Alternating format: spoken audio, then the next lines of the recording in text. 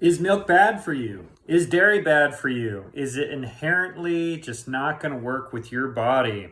There's a lot of controversy about dairy products, and for good reason to a large extent. Uh, there are some problems associated with the production of milk. So you're looking at how are they treating these cows? What are they feeding them? Are they using antibiotics and steroids? Are they using, are they pasteurizing it?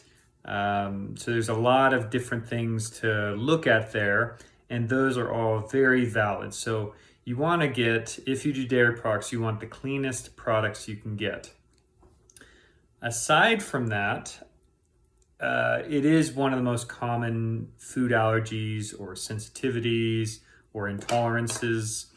And so that's a possibility. However, a healthy body does well with dairy products. If your body's working, and especially if you are of Western European descent, then it is something that should be able to work for your body. And if it's not, and you can test that simply through an elimination diet of basically try and see how you feel with it and see how you feel without it. And but for hundreds and thousands of years, Europeans have been drinking milk. It's been an important staple for their society, for civilization. Okay. Now we do gotta look at how did they prepare it. So if you look at the traditional methods, it was raw, it was organic, and so we do want to, if we're going to do dairy products, we want to get as close to that as possible, raw, organic. However, they didn't really commonly just drink milk by itself, okay, because they didn't have refrigeration. So they had to rely on other methods of preparing the dairy products. And so they would do aging processes with cheeses. They would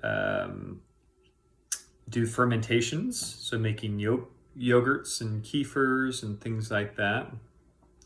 So this is what I recommend. You can do dairy, but it has to be prepared in the right way, okay?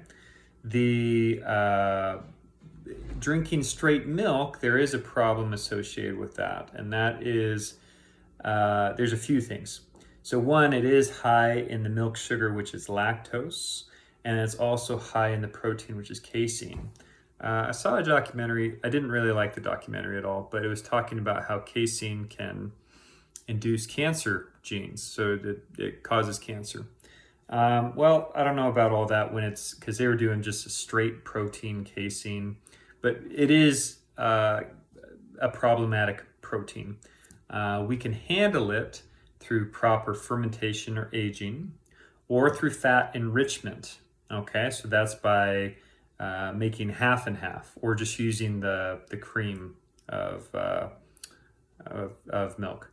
When I eat cereal, I do half and half. Yes, I eat some cereal, and you just have to do it the right way. Okay, when I make pancakes, or when we're cooking, we use half and half. Okay, you could also use buttermilk, would be a method of fermented dairy. So that takes care of the problems of lactose and casein. And also one of my colleagues, his name's Randy Frank, discovered that oftentimes there's a parasite in milk called Cockatodio parasitis. He coined the name because he took it to a lab and he identified it, and he was able to name it. And it means a thinking bug. So it's a really nasty little parasite that can be found in milk. So that's even in raw organic milk. So that problem goes away again with either aging, fermentation, or fat enrichment. Okay, so there's some tips on dairy. You can do it, just has to be done the right way. It's been done for hundreds and thousands of years. I think there are tremendous health benefits to eating dairy, and it should be consumed on a regular basis as long as your body isn't reactive and as long as it's prepared in the right way. Okay, Thanks. And a lot of these things are easy to do, by the way. I was doing my own yogurt for a while. I have a video on that in my cooking list. And so there's a lot of things you can do with it. So good luck and best wishes.